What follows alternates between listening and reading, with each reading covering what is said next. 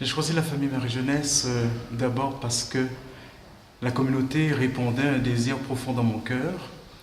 Je viens de l'île de la Guadeloupe et depuis l'âge de 17 ans et demi, j'avais ressenti un appel à devenir prêtre. Mais c'était resté là, sans plus. Et vers l'âge de 19 ans, l'appel est revenu dans mon cœur, mais il y avait encore des résistances. Et vers l'âge de 21 ans, en plus de l'appel au sacerdoce, il y a un désir, un appel du Seigneur qui s'est fait de rentrer en communauté religieuse. Mais il faut savoir qu'en Guadeloupe, il n'y a que des communautés religieuses de femmes.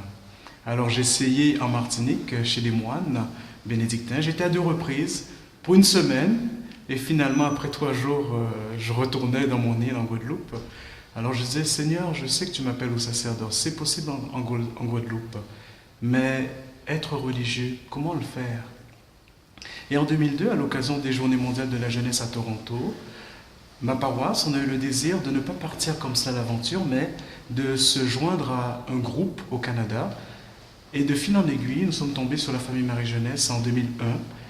Et ils nous ont dit, c'est possible pour vous de venir avec nous, mais ce serait bien de venir passer une semaine pour voir un petit peu comment se vit Marie-Jeunesse, parce que nous allons être un grand groupe ensemble au GMJ, environ 500.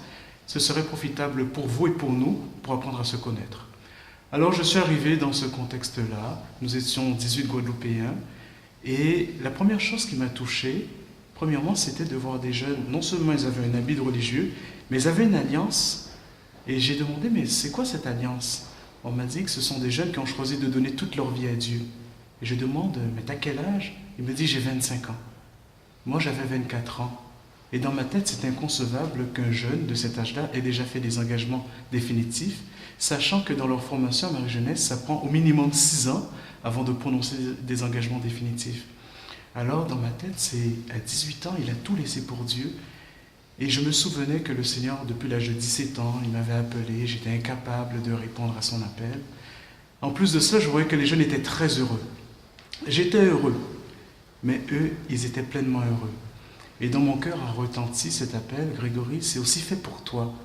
Est-ce que ça te dirait de pouvoir intégrer cette communauté? C'est resté comme ça en suspens. Nous sommes partis à Toronto, après cette semaine d'insertion en Marie-Jeunesse, et les paroles du pape Jean-Paul II m'ont percuté. Entre autres, il disait, « Chers jeunes, n'ayez pas peur de répondre à l'appel de Dieu avec un cœur fort et généreux, car lui seul connaît les désirs les plus profonds de votre cœur. C'est lui qui a façonné votre cœur. » Après ces paroles, inutile de vous dire que j'ai été profondément remué. Je me souviens d'avoir beaucoup pleuré et en même temps, dans mon cœur résonnait, mais c'est possible maintenant pour toi de dire un oui. Et pourquoi la famille Marie-Jeunesse? En plus du bonheur que je voyais dans le visage de ces jeunes, en plus de la radicalité de l'évangile, c'est aussi l'amour qui circulait entre eux. Je me souviens d'avoir vu 2 frères de la communauté prendre une décision un jour pour le groupe de la Guadeloupe. Et la question c'était, qu'est-ce qu'on leur propose aujourd'hui? C'était très simple. Mais moi, j'avais déjà vu des personnes, en tout cas dans mon milieu, essayer de partager sur un point de vue. Et il y avait des fois, chacun tirait de son bord. Et tous les deux se sont mis d'accord, mais c'était très simple. Mais il y avait une communion dans le regard. Et ça m'a touché. Je me suis dit, non seulement, Seigneur, tu m'appelles à une vie communautaire, mais je voulais une vie communautaire en communion forte. Et pour la petite histoire, je suis enfant unique, donc très sensible au contact, au rapport humain. Et c'est une des choses aussi qui m'a décidé à entrer dans la communauté. Il a fallu l'annoncer à mes parents. Ça n'a pas été facile. Ma mère devait apprendre qu'elle n'aurait pas de petits-enfants, d'une part, et d'autre part, c'est pas chaque année qu'on peut retourner en Guadeloupe, hein, mais elle est très heureuse. Et elle me disait ceci. Elle dit, tu sais Greg, tu avais déjà un sourire, mais ce qui te manquait, c'était la lumière dans tes yeux. Et ça, je le vois. Dans mes rêves de bonheur pour toi, jamais j'aurais espéré mieux.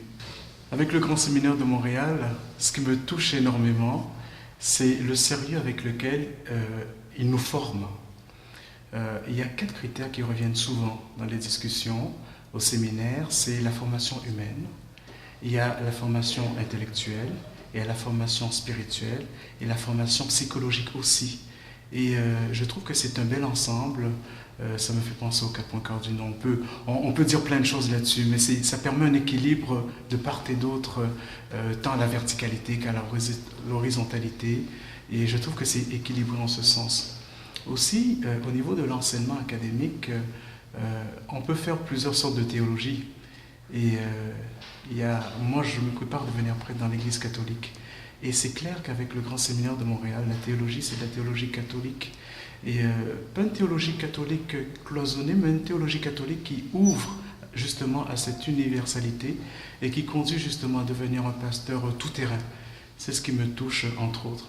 Et quand je vais sur place, notamment, c'est cette fraternité. Il y en a qui viennent de l'Afrique, il y en a qui viennent de l'Europe, il y en a qui viennent du Canada, un peu partout, et on goûte à cette universalité. D'ailleurs, le recteur est européen, et parmi les directeurs, il y a quelqu'un qui vient de l'Amérique du Sud. Donc on voit vraiment qu'il y a un désir de former Église, et c'est ce qui me touche aussi. Il y a une ouverture et un accueil réciproque qui se vit quotidiennement. J'apprécie énormément. Merci.